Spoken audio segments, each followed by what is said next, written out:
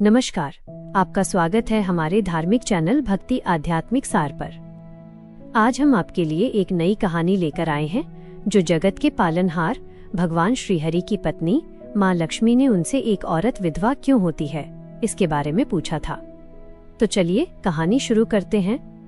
अगर आप भी आध्यात्मिक जानकारी पाना चाहते हैं तो इस चैनल को अभी सब्सक्राइब कर लें। तो एक बार माता लक्ष्मी भगवान विष्णु से मिलने के लिए जाती हैं और कहने लगती हैं, प्रभु, जब मैं आपसे मिलने के लिए आ रही थी तो मेरी नज़र मृत्युलोक पर पड़ी। वहां मैंने देखा कि 3 स्त्रियां जो आपस में सहेली थीं, उनमें से 2 स्त्रियां विधवा होकर के दुखी जीवन जी रही थी, जबकि एक स्त्री सुहागन होकर के अपने पति के साथ सुखी जीवन जी रही थी। प्रभु, ये बात मेरी समझ में नहीं आई, इसलिए मेरे मन में 3 प्रश्न उठने लगे। अब मैं आपसे ये चाहती हूँ कि आप मेरे तीनों प्रश्नों के उत्तर देकर के मुझे संतुष्ट करने की कृपा करें। इस प्रकार माता लक्ष्मी की बात को सुनकर भगवान विष्णु कहते हैं, हे लक्ष्मी, तुम मुझे अपने तीनों प्रश्नों को बताओ। मैं तुम्हें तुम्हारे प्रश्नों के उत्तर देकर के पूरी तरह संतुष्ट करने का प्रयास करूंगा। अब माता लक्ष्मी कहती हैं, प्रभु, मेरा पहला प्रश्न है, कौन सी स्त्री समय से पहले विधवा हो जाती है? मेरा दूसरा प्रश्न है, कौन सी स्त्री को जीवन में कभी सुख नहीं मिलता? और मेरा तीसरा प्रश्न है, कौन सी चीज ऐसी है जो एक पत्नी अपने पति को मांगने से भी नहीं देती? मित्रों, इस प्रकार माता लक्ष्मी के प्रश्नों को सुनकर के भगवान विष्णु कहने लगे, तुम जिन स्त्रियों की बात कर रही हो, उनमें से 2 स्त्रियां विधवा होकर अपना दुखी जीवन जी रही हैं और वहीं पर एक स्त्री सुहागन होकर के अपने पति के साथ में अपना सुखी जीवन जी रही है। तुम जानना चाहती हो आखिरकार ऐसा क्यों है? तो मैं तुम्हें एक छोटी सी कहानी सुनाता हूँ। इस कहानी को बहुत ही ध्यान से सुनना। आधी अधूरी कहानी सुनने वालों को आधा अधूरा ही ज्ञान प्राप्त होता है जो जीवन में कभी काम नहीं आता, क्योंकि तुम्हारे तीनों प्रश्नों के उत्तर इसी छोटी सी कहानी में समाये हुए हैं। यदि तुमने ध्यान से सुना तो तुम्हारे तीनों प्रश्नों के उत्तर तो अवश्य मिलेंगे और तुम्हें संतुष्टि प्राप्त होगी। मित्रों, माता लक्ष्मी कहती हैं, प्रभु, मैं आपकी बात से सहमत हूँ, आप कहानी शुरू करो। मैं कहानी को पूरे मन से सुनूंगी और जब तक आप कहानी बोलेंगे तब तक मेरा मन किसी दूसरे स्थान पर नहीं जाएगा। भगवान विष्णु कहते हैं, हे लक्ष्मी, सबसे पहले मैं तुम्हें उस स्त्री की कहानी सुनाता हूँ जो सुहागन बनकर के सुखी जीवन जी रही है। जिस सुहागन स्त्री की तुम बात कर रही हो, वो स्त्री एक राजा के नौकर की पत्नी है, और जिस नौकर की वह पत्नी है, उस नौकर को अपनी पत्नी पर पूर्ण विश्वास और भरोसा है कि वो पतिव्रता है, जिसकी महिमा वो अपने साथियों में बार बार करता है। अब देखो, एक दिन की बात है, उस राजा के नौकर ने अपनी पत्नी की प्रशंसा इतनी की कि ये बात धीरे धीरे फैलते हुए राजा के दरबार तक पहुंच गई। फिर तो राजा ने अपने नौकर को बुलाया और उस नौकर से कहा कि तुम हर किसी से कहते हो कि तुम्हारी पत्नी पतिव्रता है, क्या वास्तव में आपकी पत्नी पतिव्रता है? क्या आपको पूर्ण विश्वास है? इस प्रकार राजा की बात सुनकर के नौकर कहने लगा, महाराज, मुझे पूरा विश्वास है और पूरे से भी आगे विश्वास है कि मेरी पत्नी पूरी तरह पतिव्रता है। अब इस समय पर राजा का महामंत्री कहने लगता है, यदि मैं तेरी पत्नी का पतिव्रत धर्म खंडित कर दूं तो तुझे क्या सजा मिलनी चाहिए? फिर तो नौकर ने कहा, यदि तुम मेरी पत्नी का पतिव्रत धर्म खंडित कर देते हो तो महाराज मुझे फांसी लगा देना। अब उधर वो राजा का नौकर भी मंत्री से कहता है, यदि महाराज यह मेरी पत्नी का पतिव्रत धर्म खंडित नहीं कर पाए तो इनको सजा क्या मिलनी चाहिए? तो राजा ने कहा कि मंत्री को भी फांसी की सजा दी जाएगी। फिर भगवान विष्णु कहते हैं, लक्ष्मी, मंत्री ने स्वीकार कर लिया और नौकर से पूछा कि क्या वस्तु लाऊं जिससे तू माने कि मैं तेरी पत्नी का धर्म खंडित करने में सफल हुआ? तो नौकर ने कहा, मंत्री, यदि तुम मेरे घर से जाकर के मेरे विवाह के समय पर मुझे एक पटका मिला था और एक कटार मिली थी, वो मेरी पत्नी ने बहुत ही संभाल कर रखी है, जो सुहाग की निशानी मानी जाती है। यदि तू पटका और कटार लाकर मुझे दिखा दे तो मैं मान जाऊंगा कि मेरी पत्नी का धर्म तूने पूरी तरह नष्ट कर दिया है। अब शर्त स्वीकार हो जाने के बाद में वो मंत्री शहर में जाता है और एक दुती से जाकर मिलता है। वह दुती हमेशा एक दूसरे से भिड़ने का काम करती थी और जो काम कोई नहीं कर पाती वह काम करने में वो सक्षम थी। फिर इस प्रकार उस मंत्री ने उस दुती को अपने स्वार्थ के लिए बुलाया और दुती से कहा कि देखो, इस नाम का एक व्यक्ति है उससे मेरी शर्त लगी है। और फिर उसने उसे शर्त के बारे में उसको सारा कुछ बता दिया। फिर वो दूती से कहने लगा, तू कैसे भी करके उस स्त्री से मेरा संपर्क करवा दे, तुझे जितना धन चाहिए मैं उतना धन दूंगा। इस प्रकार मंत्री की बात सुनकर के दूती कहने लगी, भाई तू उस औरत के बारे में बात मत कर, वो औरत पूरी तरह से पतिव्रता है, तेरी ओर थूकेगी भी नहीं, तेरी शक्ल भी नहीं देखेगी, और उनके परिवार के व्यक्ति खूंखार हैं, तेरी खाल उतार लेंगे। तो मंत्री कहने लगा, ठीक है, यदि तू मेरा उससे संपर्क नहीं करवा सकती है तो एक काम कर दे, उसके घर जाकर के पटका और कटार चुरा ला, और उसकी पत्नी के गुप्तान के पास में यदि कोई चिन्ह हो तो वो चिन्ह भी मुझे देख करके बता दे, फिर मैं तुझे मुंह मांगा इनाम दूंगा। ये बात दूती की समझ में आ गई और उसने कहा, ठीक है, मैं तुम्हारा काम अवश्य करूंगी। नौकर शहर में रहता था। दूती नौकर के घर जाती है, उसकी पत्नी से जाकर बोलती है, बेटी मैं तेरे पति की बुआ हूँ, मैं कई वर्षों के बाद आई। फिर उस स्त्री ने कहा, मैंने आपको पहले कभी देखा नहीं, इसलिए पहचान नहीं पाई। और इस प्रकार उस दूती को उस नौकर की पतिव्रता स्त्री ने बहुत बड़ा सम्मान दिया, मगर उसे क्या मालूम था कि ये उसके साथ में छल करने आई है।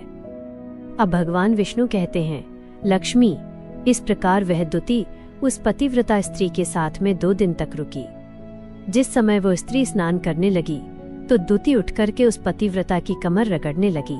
उस पतिव्रता स्त्री ने बहुत मना किया, फिर भी वो दूती नहीं मानी और कहने लगी, तुम मुझे तो बेटी से भी प्यारी लगती हो, तो मना मत करो। काफी दिनों के बाद में मेरी तुम्हारी मुलाकात पहली बार हुई है। अब ऐसा कह करके वह दूती मुख पर हाथ फिराने लगी। फिर आंखों को धोने के बहाने से उस दूती ने उस पतिव्रता स्त्री की आंखों पर पानी मार दिया और उस स्त्री की आंखें बंद हो गईं। इस प्रकार गुप्तांग के पास में जांघ पर तिल था, जो दूती ने देख लिया, बस उसका काम बन गया। उधर स्नान करने के बाद में जब वो पतिव्रता स्त्री रसोई में खाना बनाने गई तो दूती को मौका मिल गया और उसने पटका और कटार उस नौकर के घर से चुरा ली और वहां से एकदम से भाग गई। और जाकर के दूती ने वो पटका और कटार मंत्री को दे दिए और उस पतिव्रता स्त्री के जांघ पर तिल की निशानी भी बता दी। मंत्री सीधा राजा के दरबार में पहुंचा और राजा से जाकर कहा, महाराज, मैंने नौकर की पत्नी के साथ में 2 दिन बिताए और यह पटका तथा कटार उसी के हाथों से लेकर आया हूँ। फिर तो राजा ने दरबार लगाया और नौकर को बुलाया तथा महामंत्री से सभा में पटका और कटार नौकर को दिखाने के लिए कहा। फिर राजा की आज्ञा पाकर के मंत्री ने उस नौकर को पटका और कटार दिखाई और उसकी पत्नी की जांघ पर तिल भी बताया। तो नौकर मान गया कि वास्तव में आज मेरी पत्नी ने अपना पतिव्रत धर्म पूरी तरह से भंग करवा लिया है। भगवान विष्णु कहते हैं, लक्ष्मी, फिर तो राजा ने फांसी का दिन 15 दिन के बाद में रख दिया और कहा कि नौकर को 15 दिन के बाद में फांसी पर चढ़ाया जाएगा। और इस प्रकार से नौकर से उसकी अंतिम इच्छा पूछी तो नौकर ने कहा कि मैं अपनी पत्नी से अंतिम बार मिलना चाहता हूँ। इस प्रकार राजा ने उस नौकर को आज्ञा दी कि ठीक है, तुम अपनी पत्नी से मिल सकते हो। फिर नौकर अपने घर गया और अपनी पत्नी से कहा कि आपने मेरे साथ में बहुत बड़ा विश्वासघात किया। मैंने आपके विश्वास पर मंत्री से ऐसी शर्त लगाई थी कि राजा के दरबार में राजा के सामने मैंने कहा था कि मेरी पत्नी का पतिव्रत धर्म कोई नष्ट कर दे तो मुझे फांसी लगा देना। अब मुझे 15 दिन के बाद में फांसी लगा दी जाएगी। मेरे साथ विश्वासघात करके तुमने ठीक नहीं किया। उस पतिव्रता स्त्री ने अपने पति को सारी बात बताई मगर उसे विश्वास नहीं हुआ। और फिर नौकर राजा के दरबार में पहुंचा तो राजा ने उसे फिर कैद में डलवा दिया। अब उधर नौकर की पतिव्रता धर्मपत्नी ने परमात्मा को याद किया और अपना भेष बदल करके राजा के दरबार में गई और राजा से नाच दिखाने की आज्ञा मांगने लगी, क्योंकि वो स्त्री बहुत ही सुंदर थी और उधर राजा शौकीन होते हैं, इसलिए राजा ने आज्ञा दे दी कि सभी मंत्री आदि उपस्थित होकर के इस सुंदरी का नाच करवाने की पूरी व्यवस्था करे। भगवान विष्णु कहते हैं, लक्ष्मी, फिर तो सब मंत्री, महामंत्री, राजा आदि दरबार में उपस्थित हुए और फिर उस नौकर की धर्मपत्नी ने जब नाचना शुरू किया तो राजा को उस स्त्री का नाच बहुत ही सुंदर लगा। और फिर राजा ने कहा, तुम मुझसे क्या मांगना चाहती हो? तुम जो भी मांगोगी मैं तुम्हें वही दूंगा। फिर उस नौकर की पतिव्रता स्त्री ने कहा, महाराज, आपकी सभा में मेरा चोर है जिसने मेरे रुपए लिए थे मगर आज तक वापस नहीं दिए, उसे फांसी की सजा दे दीजिए। अब राजा ने कहा, ठीक है, बताओ मेरे दरबार में तुम्हारा चोर कौन है? उसका नाम क्या है? मैं उसको फांसी की सजा अवश्य दूंगा। भगवान विष्णु कहते हैं। फिर उस नौकर की पतिव्रता स्त्री ने कहा, महाराज, आपका मंत्री मेरा चोर है, आप इनको फांसी की सजा अवश्य दें। अब उधर जैसे ही मंत्री ने सुना कि ये सुंदरी मुझे अपना चोर बता रही है, तो मंत्री कहने लगा, महाराज, मैं कसम खाकर कहता हूँ कि मैंने इसका कभी कुछ नहीं चुराया है। मैंने इसे आज तक कभी देखा ही नहीं है, तो मैं चोरी कैसे कर सकता हूँ? मैंने आज तक इसकी शक्ल ही नहीं देखी है। अब भगवान विष्णु कहते हैं, लक्ष्मी, जैसे ही मंत्री ने कहा कि मैं सुंदरी की आज तक शक्ल ही नहीं देखी है, तो वो सुंदरी कहने लगी, महाराज, ये मंत्री मुझे जानता नहीं है, तो आप इससे ये पूछो, ये पटका और कटार कहाँ से लाया था? मैं उस नौकर की पत्नी हूँ जो आपके यहाँ पर नौकरी करता है, और आप मेरे निर्दोष पति को फांसी चढ़ाने वाले हैं। अब मैं आपको पूरी दास्तान सुनाती हूँ। ये जो आपका मंत्री है, इसने मेरे पास में अपनी एक दूती को भेज करके मेरी जांघ के तिल का पता लगाया, और उसी ने ये पटका और कटार चुरा करके इसको ला करके दी। और आपके मंत्री के द्वारा भेजी गई दूती जब मेरे घर पर आई थी, तो उसने मुझसे कहा था कि वो मेरे पति की बुआ है और वो पहली बार आई है, इसीलिए मैं उसको पहचान नहीं सकी। महाराज, जिस प्रकार मैंने उस स्त्री को अपने यहाँ पर बहुत बड़ा सम्मान दिया और अपने घर पर उसके ठहरने की व्यवस्था की, और इस प्रकार उस नौकर की पतिव्रता स्त्री की बात को सुनकर के राजा ने दूती को बुलाया। फिर उस दूती ने राजा को सारी सच्चाई बता दी, जिससे राजा ने उस नौकर को रिहा कर दिया और मंत्री को फांसी पर चढ़ा दिया। भगवान विष्णु कहते हैं, लक्ष्मी, इस प्रकार उस नौकर की पतिव्रता स्त्री ने अंत में राजा से कहा, महाराज, मैं अपने पति से बहुत प्यार करती हूँ। मैं एक चरित्रवान स्त्री हूँ, कभी भी मैं अपने पति का नाम तक अपने मुंह से नहीं लेती। भगवान विष्णु कहते हैं, लक्ष्मी, मेरी कहानी पूरी होती है। अब तुम अपने तीनों प्रश्नों के उत्तर सुनो। तुम्हारा पहला प्रश्न था, कौन सी स्त्री समय से पहले विधवा हो जाती है? तो जो स्त्रियां अपने पति का नाम लेती हैं, वह समय से पहले विधवा हो जाती हैं, क्योंकि पति का नाम लेने से पति की उम्र कम हो जाती है और समय से पहले ही उनके पति की मृत्यु हो जाती है। ऐसी स्त्रियां जो पति का नाम लेती हैं, समय से पहले ही विधवा होकर के एक दुखी जीवन जीती हैं। बस यही राज की बात है कि तुम जिन 3 सहेलियों की बातें कर रही थीं, उनमें से 2 विधवा थीं और एक ये नौकर की पत्नी थी जो पतिव्रता स्त्री थी।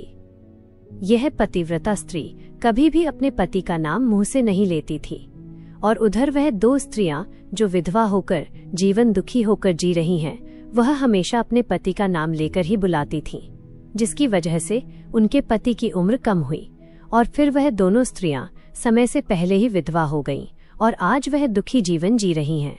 इसलिए कभी भी स्त्रियों को अपने पति का नाम अपने मुंह से नहीं लेना चाहिए।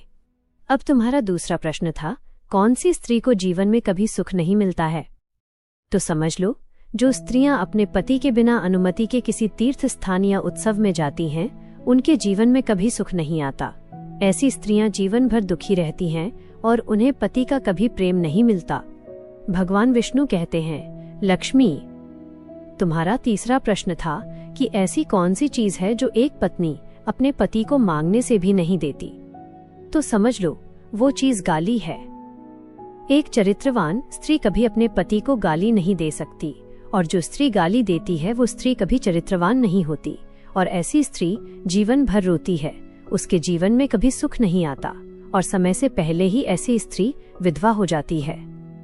मित्रों, इस प्रकार कहानी सुनने के बाद में माता लक्ष्मी पूरी तरह से अपने तीनों प्रश्नों से संतुष्ट होकर कहती हैं, प्रभु, वास्तव में जो स्त्री चरित्रवान होती है वह कभी दुखी जीवन नहीं जीती है, क्योंकि ऐसे घर में लक्ष्मी का सदा वास होता है और वह घर धन धान्य से हमेशा भरपूर बना रहता है। ऐसी स्त्रियां हमेशा घर को स्वर्ग बना देती हैं। तो दोस्तों, आज की यह कथा आपको कैसी लगी कमेंट करके जरूर बताइए। अगर कहानी अच्छी लगी हो तो वीडियो को लाइक करें और हमारे चैनल भक्ति आध्यात्मिक सार को सब्सक्राइब करना ना भूलें। प्रिय मित्रों, कमेंट बॉक्स में सच्ची श्रद्धा से जय श्री राम अवश्य लिखें। वीडियो को अंत तक देखने के लिए आप सभी का तहे दिल से धन्यवाद। जय श्री राम।